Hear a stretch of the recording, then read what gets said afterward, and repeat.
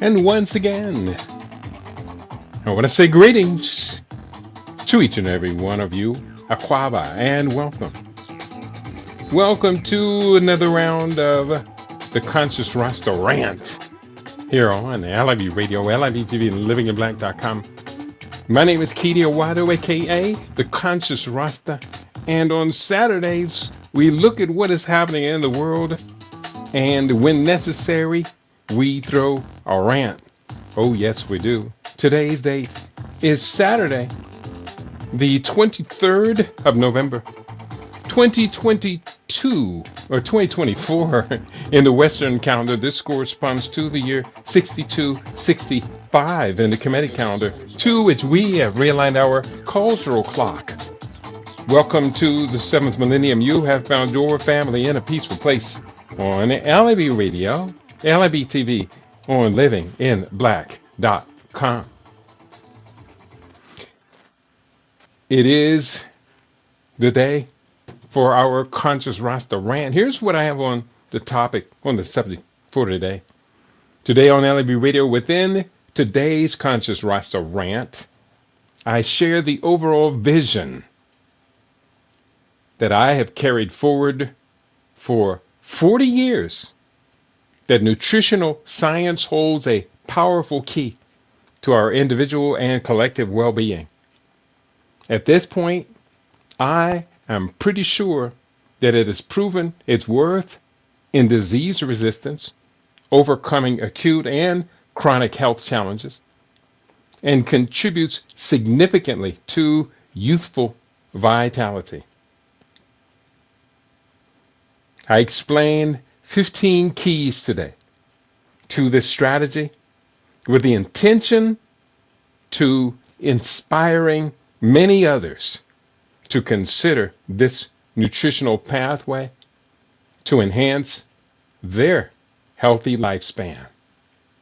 So that is what's on the table for today. I hope you find this to be compelling.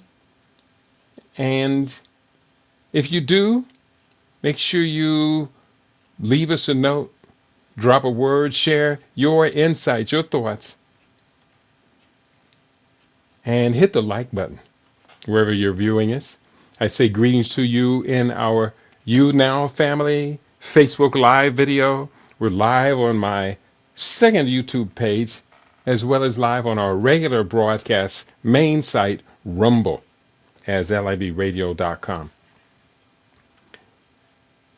It's been 40 years that I've been on this pathway, starting at age 19.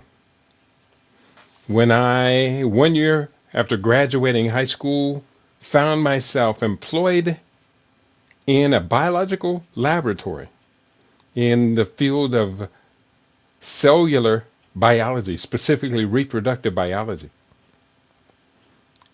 And little did I imagine then, even though I was naturally set up for this, that this would be a continuum of biology-based, bioscience-based, compelling fascinations. Now, at that time, I wanted to be a professional musician, and I was able to enhance that part of my desires and visions for about 30 years. Now I have been an author since the early 1990s, so that puts it, actually I've been writing since the mid-1980s. So, and then writing in this phase of my life, I was a writer when I was about 20 years old, is 21 years old as well. About 19 or 20 years old. I wrote entertainment reviews for a newspaper out of Columbus. But biosciences research and writing is a whole different thing. So let me just take you through some of these underpinnings of it to share with you an understanding of this evolution. Again, it begins with biochemistry. In a research lab, I was a cryogenics technician, which is a fancy way of saying I was a semen freezer in a bull stud. And it was working in laboratories. I worked with super-cooled liquid nitrogen, and it was wonderful. I enjoyed working in that environment. Learned a lot about the biological processes and learned a lot about people's perceptions about biosciences. I have a tendency now to think that just dressing up in a white lab coat tended to cause people to overestimate the level of genius that was behind that lab coat. Because I know at least one or two persons I worked with in the lab were kind of like idiots. They were not the brightest bulb on the Christmas tree, but people, when they would walk through, they'd see us in front of all these sophisticated looking scientific materials and liquid nitrogen tanks. And, the labs are pretty gorgeous, really well funded. And I think they just made the assumption that we were all geniuses. And I kind of made that assumption too, later to find out that the people who I thought were really, really brilliant in the laboratory were just kind of ordinary people. And they had learned a rote job and stuck to that job, even the guy who was the main researcher in the lab. So that is a good grounding for a young adult. Now, I never enrolled in college. Looking back, if I had to do my life all over again, I would have went for a double doctorate early in life. But had I done that, there's a good likelihood that I wouldn't be on this side of understanding. I may have discovered functional medicine. I think I may have been smart enough to understand functional medicine, but you have to understand the momentum of the medical education has a tremendous amount of momentum. And when you're running up bills like it costs to get a medical education, you may not have much room to be radical.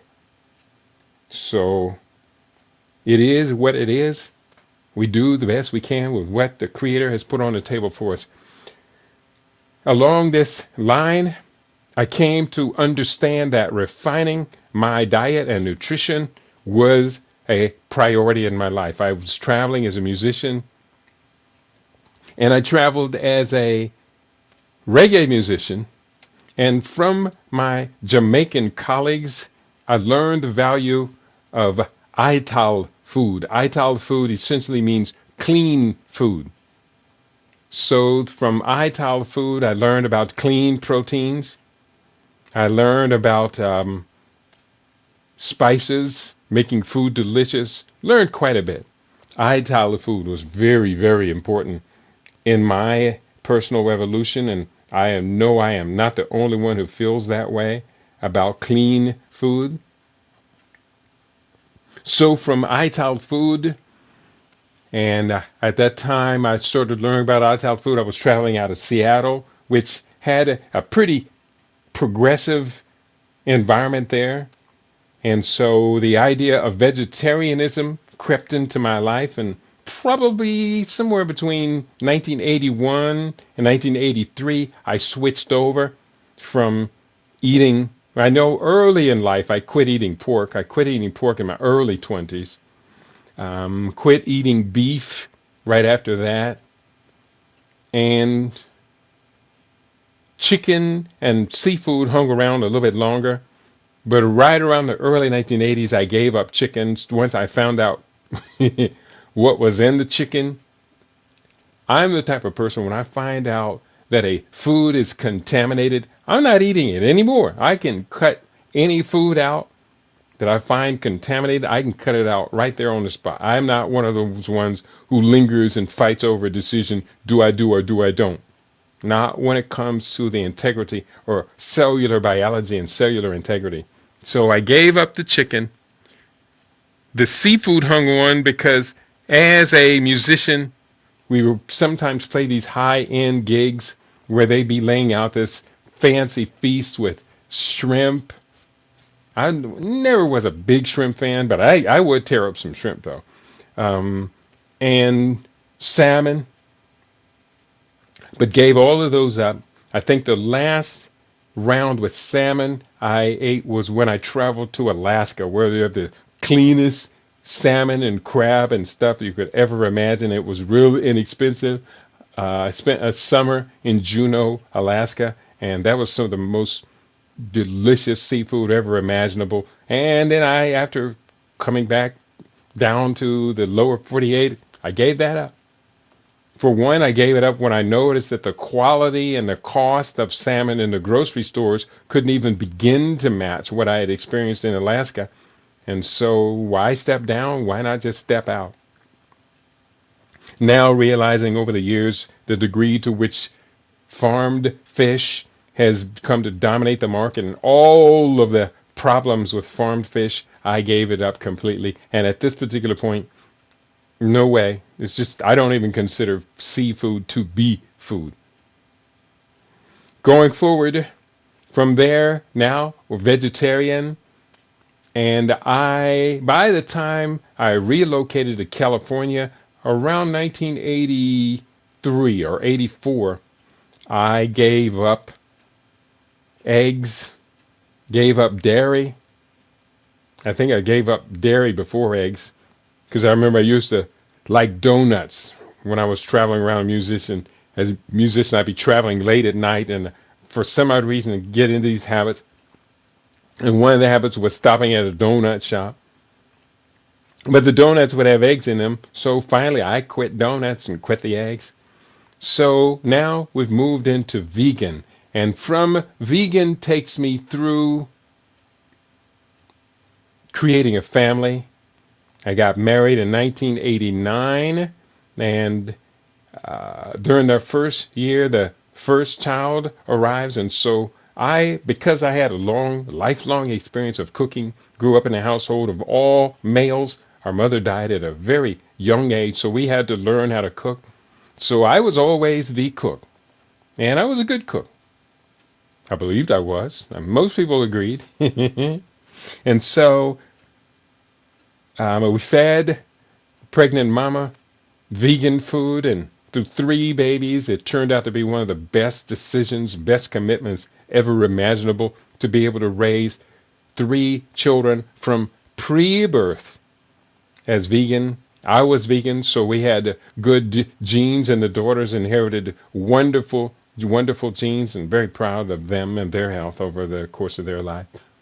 So from there, now we are in California. I'm in Southern California. I'm a vegan, part of an extended reggae, Rasta, vegan community, and very, very progressive people. And that's how I lived there in Southern California, arriving in the early mid 1980s, and staying there through raising the family. Unfortunately, got a divorce after 15 years of marriage, and have continued to advance in this lifestyle. At one point, I tried, while still married, tried to relocate the family to Atlanta, and that didn't work. But while I was on the road, nutrition and food became really kind of center. I did do a lot of writing on political issues, social issues, cultural issues, conflict, population control, conspiracies, a lot of those writings. But then I switched my writing center to nutrition. There was a period from 2000 until 2012. I had a 10-year writer's block. And in 2000, the book The Road to Power comes out. And in 2012, the book Living Superfood Research comes out. No, that followed Recipes. Recipes came out, and then Research came out a year later. But I had been working on Living Superfood Research for several years. And so all of my thoughts are now moving towards health, nutrition, science. And that's what Living Superfood Research, which to this date, that book has been out for 12 years, and it's still one of the best books I've ever seen. I'll be honest with you, one of the best books I have ever seen on food and nutrition imperatives. So we're vegan. At this particular point, I become a culinary artist. After Living Superfood Recipes comes out, I'm now hosting classes and hosting feasts in my house and bringing more and more people into the circle and become renowned as a raw vegan chef. And that's how many of you met me as Chef Keaty. So going forward, we're talking about the Living Superfood vision as it has unfolded. So I'm teaching these classes, I'm building recipes and menus, I'm studying everything I can about the biological effects of what I call full spectrum hyper nutrition. And it was going pretty good. It was growing. At the time, it was prospering for me and just kept on expanding. I got a chance to travel quite a bit as a food and nutrition expert, doing conferences, a lot of lectures. Of course, in 2003, which this overlaps, in 2003, I launched LIB Radio, which it's about to complete its 23rd year in existence. And through LIB Radio, we have done a lot of work, a lot of research, a lot of reporting, a lot of refining the work on nutrition, as well as what we call the 7 principles of optimal health. Going forward, I am now a culinary artist. It was after going raw and vegan and joining kind of these communities of people who were eating raw and vegan, I entered a contest it was a healthy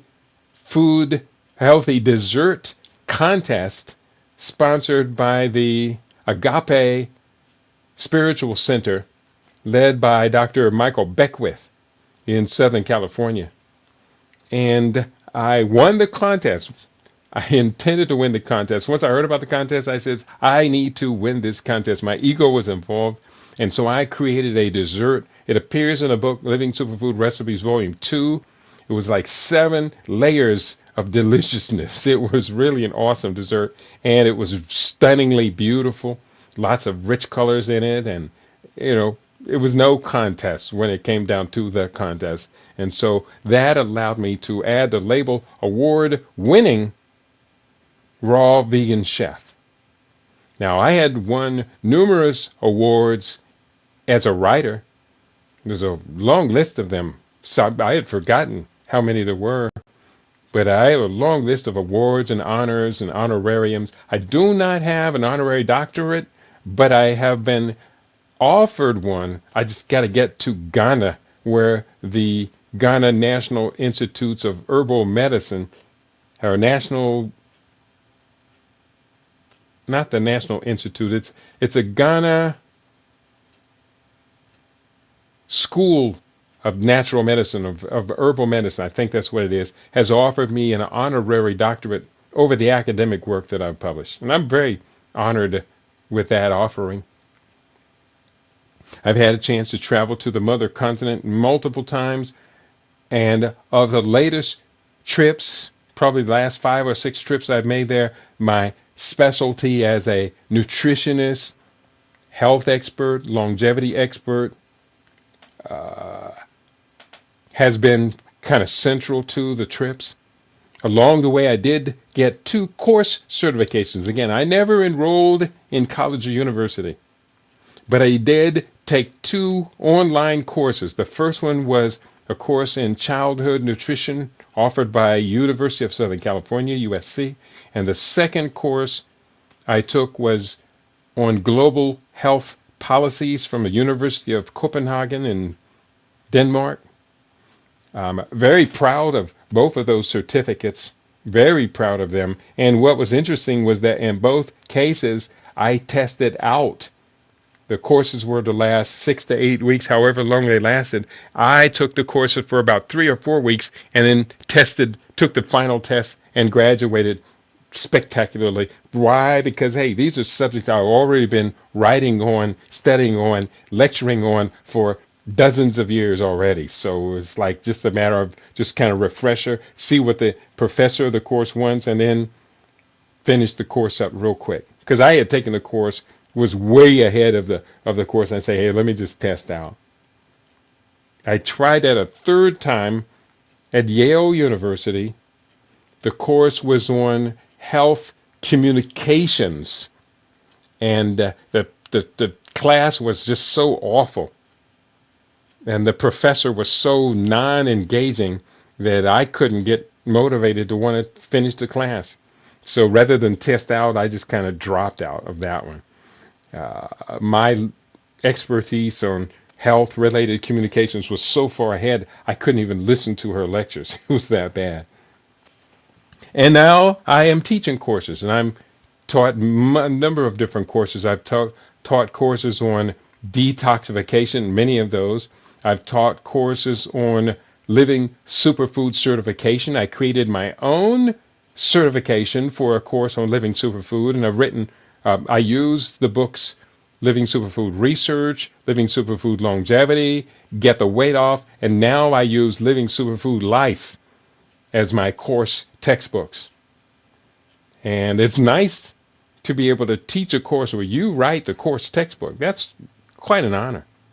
So we're going forward. We're talking about my life, my experiences, and how we've come so far together, how we've got so much further yet to go. Let me do this here real quickly. Just kind of put us all on one page so I can see you, so I can talk to you as I am talking to you. I don't see anyone in the group in the chat, but we're here. We'd love to hear from you. Make sure you do hit the like button. If nothing else, just let the algorithm know that you enjoy being with your brother here this evening. I do see, let me look. I do see no, I don't see anybody in you now, but I trust you're there. We're going to just go forward. Some of you may have noticed the last few weeks I haven't been on the Saturday Rant, so maybe that's why I have a smaller audience today. Nonetheless, we are moving forward. We're talking about the Living Superfood vision. What is the mission? What is the vision? So we've gotten up to culinary artistry. Then I start to emphasize more and more on the molecular biology element that I began 50 years ago now. At age 19, I began my career in science with molecular biology, and so now we're returning to molecular biology, especially leading up to, through, and beyond the book Living Superfood Life to the max. And before that book comes out, I have been teaching a 12-week course on the Living Superfood certification. And in the course, to make the course challenging not only to my students, but challenging to myself, because when I'm teaching a course, I want to learn as well. So I focused on more of the biological systems, and that was when I came up with the 18 functional systems of the body. And those 18 functional systems brought me right back into molecular biology, cellular biology, bioenergetic, and subcellular systems as well. So molecular biology now leads into cellular integrity. So we're talking about the subcellular systems. We're talking about the mitochondria, cell nuclei, the extravesicular system, which is where a body is a process by which the cells communicate through DNA and RNA with other cells in the body. Extravesicular system. There's the endosomes that are part of that. Really interesting particles. We talk about viruses. This leads us into an understanding of what are viruses, and I've written about this extensively. And so now molecular biology has led us now to cellular biology. And one of the beautiful things about cellular biology, it gets you very, very close to the source of where it all is based. You have your subcellular structures, what are called, what are they called? I'm supposed to have all this language handy. You have your subcellular structures. I did mention a few of those. But then once we understand the cell is the basis of life. We understand there are two types of cells. There are aerobic cells called karyotic cells, or eukaryotes, And then there are the anaerobic cells called prokaryotes. We understand the difference between them two. Very substantial key to our understanding of the mechanism of cancer. If we can understand the distinction between eukaryotes, prokaryotes, how they become distinguished, how one can mutate into the other and become a source of cancer, as well as how to prevent that. So we're loving it.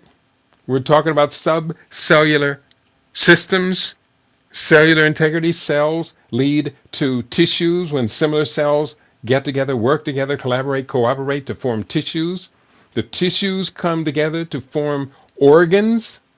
The organs, several organs throughout the body will come together and form body systems. So that's the hierarchy, and it ends up culminating in these 18 functioning systems of the body, which are synchronistic, meaning one system of the body is usually embraced, supported, and integrated with multiple other systems, such as the heart as part of the cardiovascular system. It's cardio meaning heart, vascular meaning the veins and the arteries and the capillaries, and the other mechanisms by which blood flows through, such as structures of the kidneys. And again, there's a complex language that comes along with all of this, and constantly learning and challenging and breaking new ground. I'm having to constantly expand my language. So bear with me. Sometimes you'll see me stumble and try and poke through my brain to pull out what are the words to deal with the glomerular vesicles, which are the tubes within the kidney through which blood is filtered. We're talking about now this language. I'm learning a whole new language relative to stem cells. And it's challenging. I like learning like this, especially learning science, because we do know that this type of learning keeps the brain fresh, keeps the brain sharp, and allows us to avoid cognitive disorders to the very best of our abilities. We do not want to lose our memory. We do not want to lose our higher mind functioning. I do not want to see my expanding, what's the word?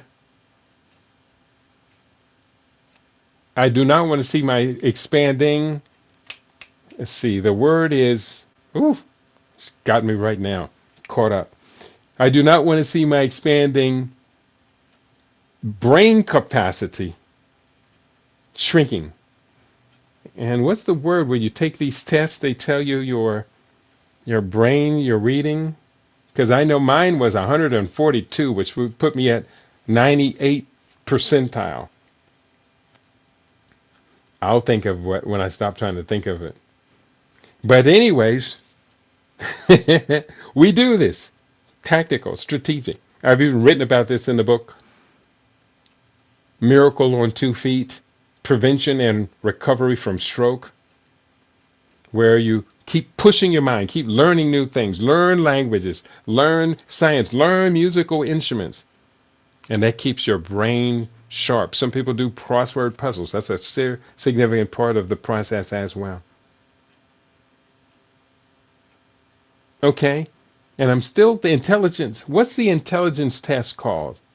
That's what it is. It's the intelligence test, IQ. Intelligence quotient. That's what the word I was looking for the last 4 minutes. My brain would not let it go.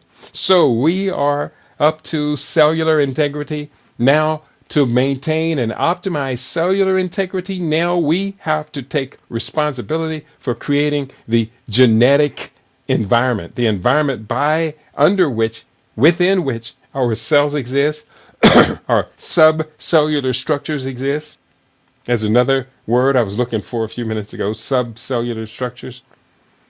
And this is what is called epigenetics. Epi meaning above or beyond, genetics meaning the genes, the DNA, the function of the DNA and the chromosomes, the cell nuclei. So now we're at the point where we're into epigenetics, and this is where in functional medicine we really take control. By controlling the epigenetic environment, wherein your cells are bathed in what's inside your blood system. That's where we're now getting access to, transitioning into a whole new level of being in control. To me, this is the real fountain of youth, this epigenetic environment. I've had some great books along the way that I've been exposed to, one of which readily comes to mind right now, where every time we talk about epigenetics, we talk about Bruce Lipton's phenomenal book, Biology Beyond Belief. No, The Biology of Belief. The Biology of Belief. And he talks about this epigenetic environment. And it's critical lessons. All along, there have been some great books I've studied. Gary Null's books, Dr. Gabriel Cousens' books, a whole bunch of books, including my own now. So we're talking about this evolution, the living superfood vision. We've gotten up to cellular integrity, genetic environment, epigenetics, and these all are a critical function of what's called functional medicine. Now, functional medicine is what I claim. I am not certified in functional medicine, except for I certified myself numerous times. And what I did inquire about taking a course in functional medicine, and I looked closely at the course. I would like to have taken it, but I did not have access to $28,000. And I think it was 16 months of study that the course would require. $28,000 to get a degree in functional medicine, that's not unreasonable at all. That's very reasonable. But for that amount of time and that amount of money, I could certify myself to teach functional medicine, which I've proven throughout my life. That's what I do. If I find something compelling and I can't afford the time or the money to take the course, I'll just go ahead and reverse engineer the course myself. So I do adhere to the tenets of functional medicine. Functional medicine has fundamental tenets. We've covered this multiple times, and I do cover the tenets of functional medicine in the book Living Superfood Life to the Max, which again I say serves as a course textbook as I'm teaching these processes to other people and certifying them. Functional medicine believes that there are many diseases and disorders caused by one single cause, such as inflammation can cause anywhere from acute respiratory inflammation. It can cause chronic obstructive pulmonary disease. Inflammation can cause autoimmune disorders and allergies. When we look at the number of different diseases caused by inflammation in the book Living Superfood Life, I identify 162 of them, all related to inflammation. So that's like one cause fits all. Dr. Sadie talked about mucus as the cause of so many different diseases. Well, that mucus is really the effect of inflammation, because the inflammation triggers the creation of these globulin responses in the body, antigens to antibodies. You might have alpha globulin, beta globulin, gamma globulin. We understand what these mean. These are body defense systems and proteins created as part of the anti-inflammatory system. So now that we understand that, that goes far into epigenetics, helps us to control the environment. From there, functional one cause many diseases, also many diseases, no, one cause many diseases, one disease, many causes. So the disease might be cancer, but we can see that cancer is an accumulation of the toxicity inside of our body, malfunction of major organs like the liver and pancreas, malfunction of the kidneys can lead to cancer. Cancer is a metabolic syndrome disease, so one disease, many causes. Very important for us to understand that working on the causes, eliminating the causes in functional medicine is the most important thing, not just for disease reversal, but especially for disease prevention. So rather than early detection of cancer, and I know I had this conversation yesterday with my brother Shabaka, rather than these exotic tests for early detection of cancer, our philosophy in functional medicine is we know what causes cancer. Let's prevent cancer from happening in the first place. That's the highest priority. Because if you don't have a strategy for preventing cancer, then you're going to be always tied into early diagnostics until finally they do find it and say, see, this is why we all have been advocating you take these early diagnostics. You never did advocate for me to understand what caused cancer and prevent it in the first place. And now when we have the risk of developing cancer is now in the United States exceeded slightly 2 out of every 5 people, then we understand we have a big problem now. A big problem. It's not about early diagnostics. It's about prevention. We're going through these different levels of Living Superfood visionary engagement.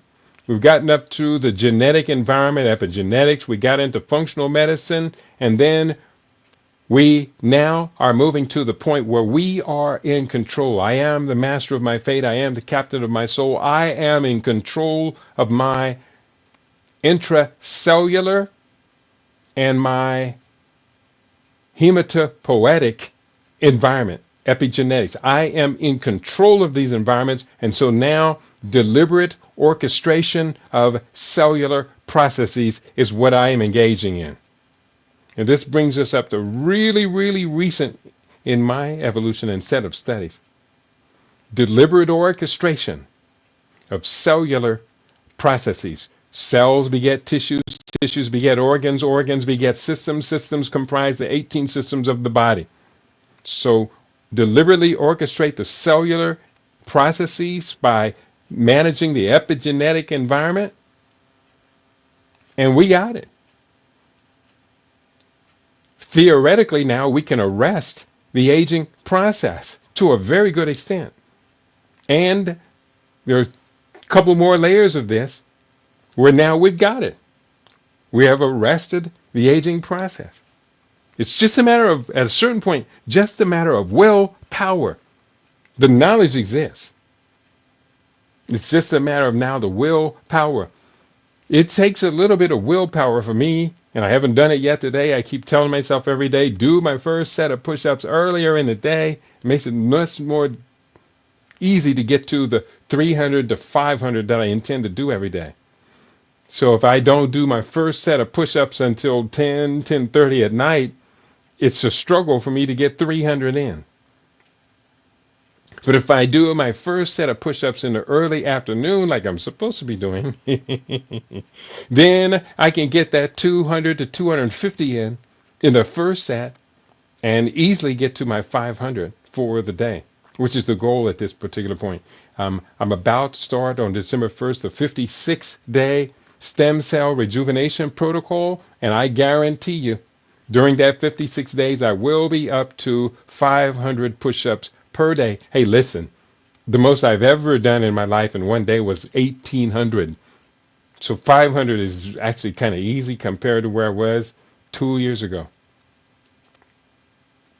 1,800 in a single day. I would do 1,000 every day. So doing 500 in 2 sets or 3 sets at maximum, that's not difficult at all. Let's back up, because this book comes out in 2012 called Living Superfood Research. Don't get sick, stay off drugs, and live a long time. And little did I know that book was just so far advanced that I can still use that as a main theme for educating, and it's still cutting edge. In that book, I came up with the 11 levels of the nutrition hierarchy, how you eat, the worst of the worst to the best of the best, from junk food on the bottom to orthomolecular medicine and living superfood on the top. That book also yielded the 7 principles of optimal health. Very important. That book yielded my seasonal detoxification strategy, which I have refined it since the book first came out. Now it is 11 levels of detox that I do 4 times a year. First day of spring, summer, autumn, and winter, we go into the detox. So this 56-day stem cell rejuvenation protocol will actually overlap with the winter solstice and the winter equinox or winter solstice fast. And so we will have warmed up too and go into a 3-day water fast, which I've done that many times. Talked about fasting extensively in the book, Living Superfood Research. It also yielded one of the most important things I've ever developed, the 7 principles of optimal health, and I've stuck with them. The 7 principles is wonderful, it's complete, and it really does deliver. 7 principles. Learn to manage the breath. There's a lot of elements to the breath. It's not just breathing in and out. No, there's a lot more empowering elements in there. Hydration, nutrition, rest, which is sleep integrity. Sleep hygiene is what we call it. Exercise, detoxification, and the mind, body, spirit matrix, combining the mind, the body, and the spirit all together. Those are the 7 principles of optimal health. And I tell you, that's a complete formula.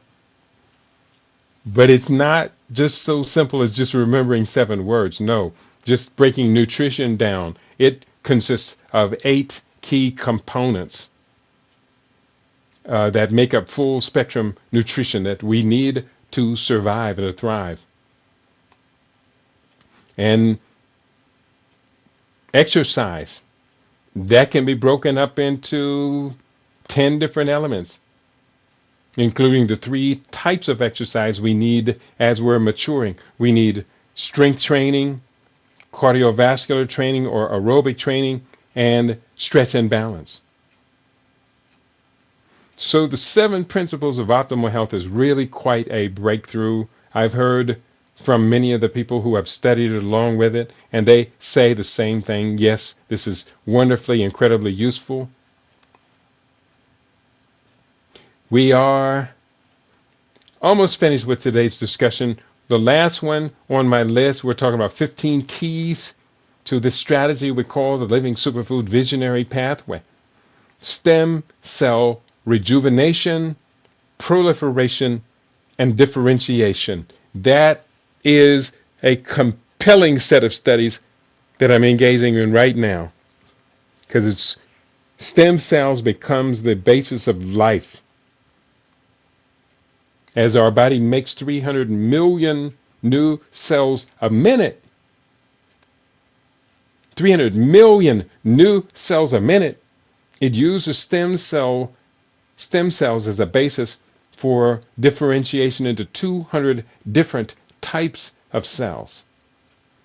And now we're developing the formula to manage the epigenetic environment to enhance stem cell activation, proliferation, differentiation.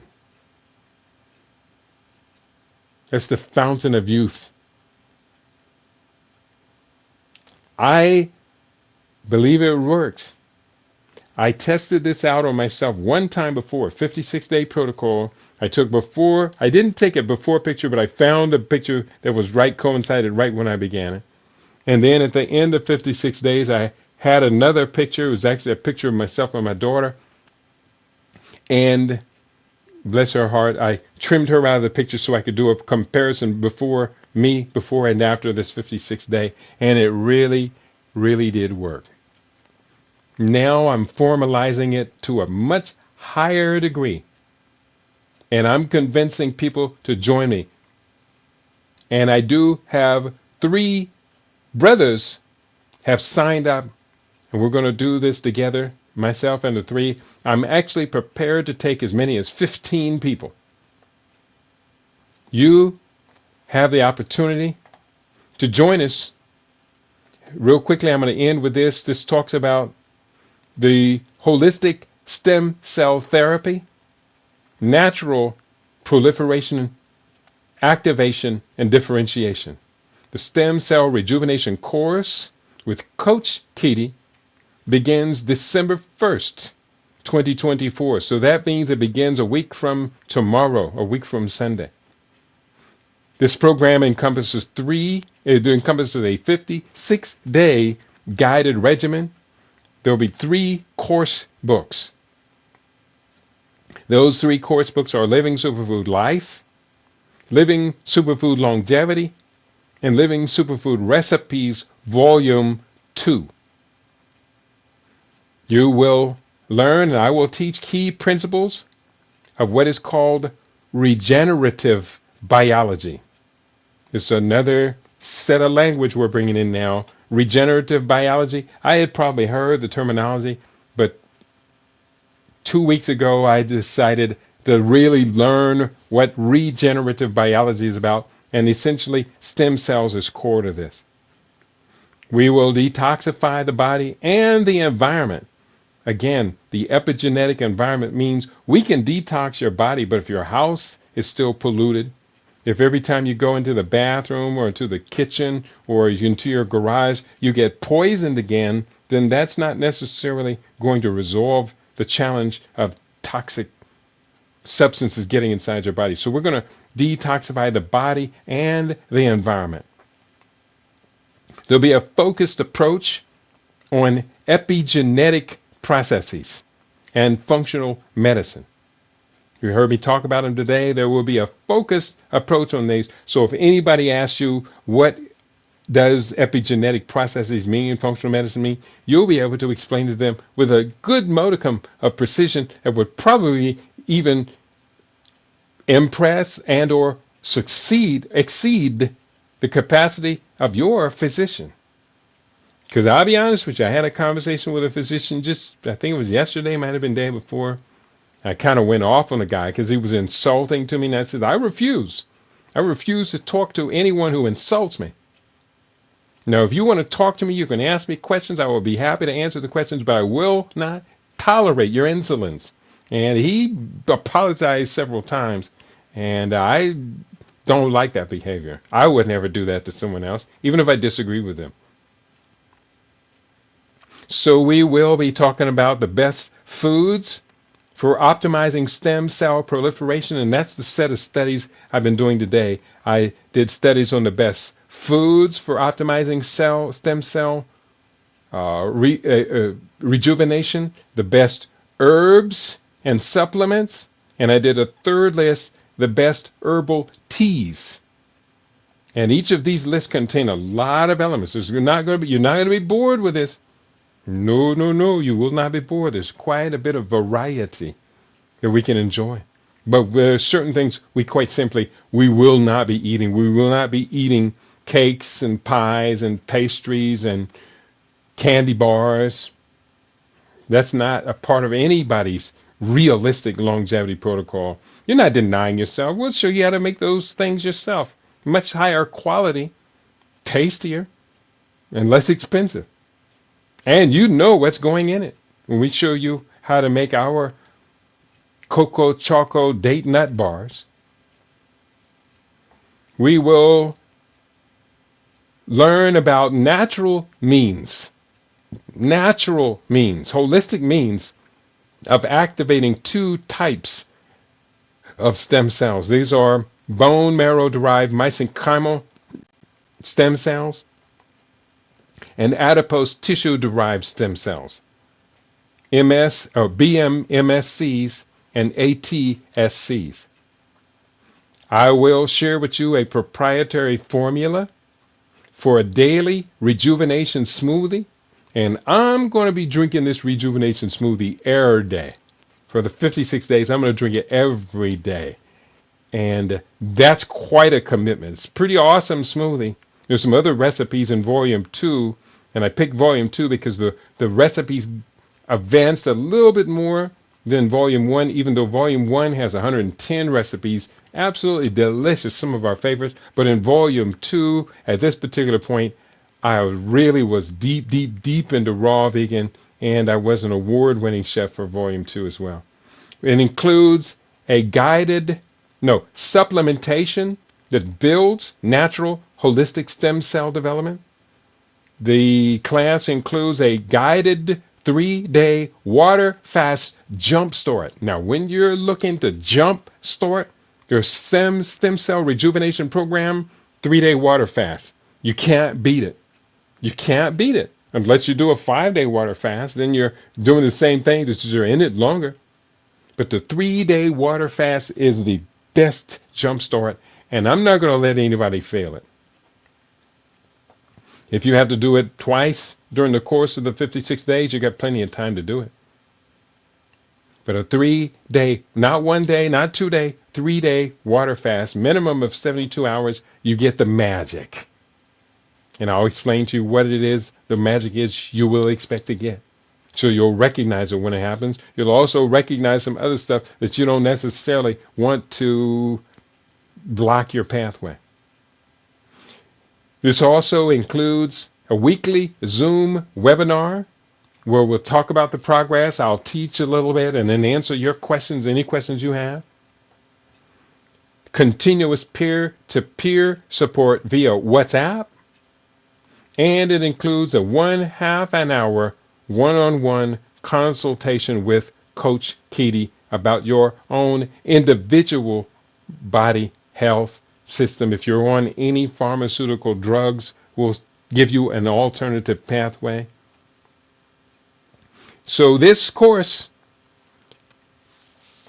before putting the price on this course, I had to understand what are conventional allopathic mainstream medicine stem cell courses costing. What is the average cost of a typical stem cell therapy in the U.S. in 2024? According to DuckDuckGo AI research or search, $5,000 to $50,000. According to Ecosia's AI research, $5,000 to $50,000. According to Brave, $5,000 to $50,000 average. The lowest they found was $2,501. And Copilot, $10,000 to $25,000. And some average cost of hepatopoietic stem cell transplantation, HSCT, which is the most popular, the average cost of HSCT ranges from $15,000 to $75,000. The most expensive stem cell treatment known costs $2.1 to $2.8 million, and that's a one-time therapy with no absolute guarantee that it works. They will guarantee that they do the procedure, part of which is allogenic stem cell, meaning they take stem cells out of somebody else and then they kill off your bone marrow and then start all over again. That's very, very risky. We can do better than that using the natural process already built into our body from the time when the egg and the sperm conjoin. The conjunction creates a stem cell manufacturing cluster from which the zygote develops into an embryo, into a fetus, into a baby. That's a stem cell production factory. And part of that lives on with us well into our senior adult life when the stem cells seem to, for many people, run out of momentum. If this program we're doing works right, We can delay the stem cells running out of momentum until well after 100 years of age. Now, we're seeing people in their 30s and 40s and 50s whose stem cells are running out of juice, they're running out of gas, and they're dying of geriatric diseases. You got people dying of geriatric diseases, which means old people diseases, people dying of geriatric diseases in their late 30s, 40s, 50s, and some making it into their 60s. That is a ripoff.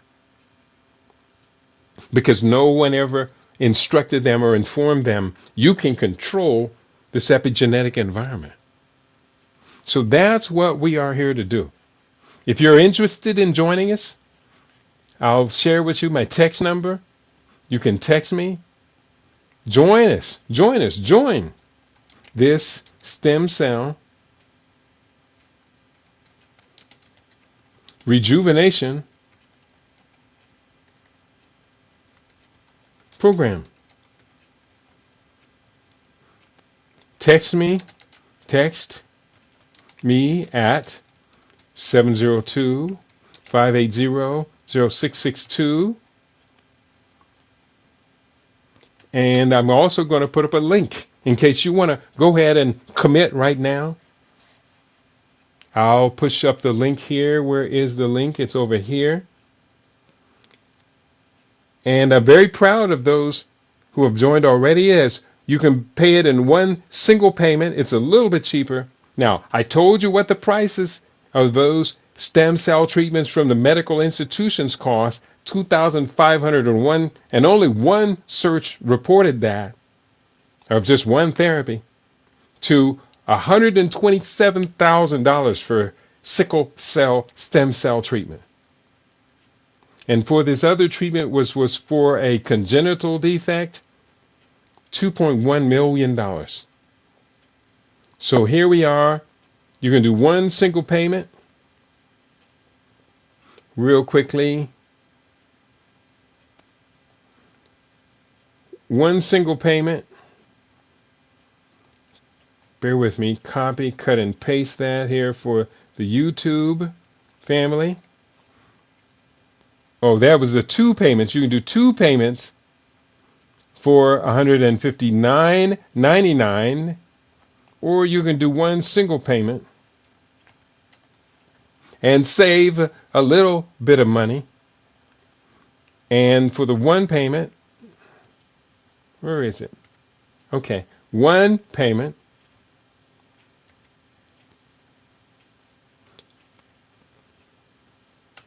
for $299.99.